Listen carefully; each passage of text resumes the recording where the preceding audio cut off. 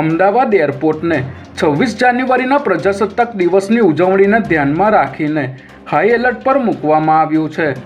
આ એલર્ટ 31 જાન્યુઆરી સુધી યથાવત રહેશે, જેમાં વધારાની સુરક્ષા વ્યવસ્થાને કારણે મુસાફરોને એરપોર્ટ પર સામાન્ય કરતાં વધુ સમય લાગી શકે છે, જેને કારણે એરપોર્ટ ઓથોરિટી અને એરલાઇન્સ દ્વારા મુસાફરોને સલાહ આપવામાં આવી છે કે તેઓ પોતાની ફ્લાઇટના સમયથી ઓછામાં ઓછા 3 કલાક વહેલા એરપોર્ટ પર પહોંચે, કારણ કે સુરક્ષા તપાસ વધુ કડક રહેશે અને મુસાફરોના લગેજની 2 વખત ચકાસણી કરવામાં આવશે।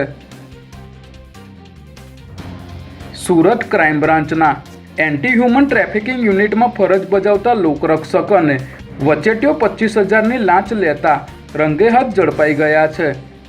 લોકરક્ષક ધીરુભાઈ ઠાકરિયાએ એક જાગૃત નાગરિકને મસાજ પાર્લરનો વ્યવસાય શરૂ કરવા માટે પ્રોત્સાહન આપ્યું હતું અને આ વ્યવસાય શાંતિપૂર્ણ રીતે ચલાવવા દેવા માટે 25,000ની લાંચની માગણી કરી હતી। ત્યારે ફરિયાદીએ એસીબીનો સંપર્ક કરી ફરિયાદ આપતા એસીબીની ટીમે વરાછા વિસ્તારમાં પોદર આર્કેડ કોમ્પ્લેક્સ પાસે લાંચનું છટકું ગોઠવી લોકરક્ષક ધીરુભાઈ ઠાકરિયા અને વચેટિયા રોનક ત્રિવેદીને લાંચની રકમ સ્વીકારતા રંગે હાથ ઝડપી લીધા હતા।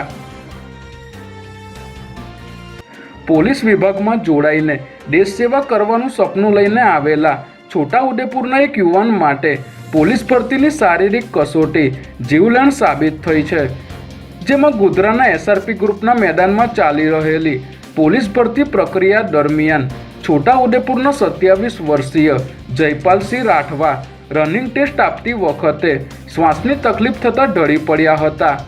આ દુર્ઘટના તેમના પિતાની નજર સામે જ બની હતી, ત્યારે તેમને તાત્કાલિક સારવાર મળે તે પહેલાં જ મોત નીપજતા પરિવાર પર આપ તૂટી પડ્યું હતું। આવી ઘટનાઓને કારણે ભરતી પ્રક્રિયા દરમિયાન ઉમેદવારોની તબીબી તપાસ અંગે ગંભીર સવાલો ઊભા થયા છે।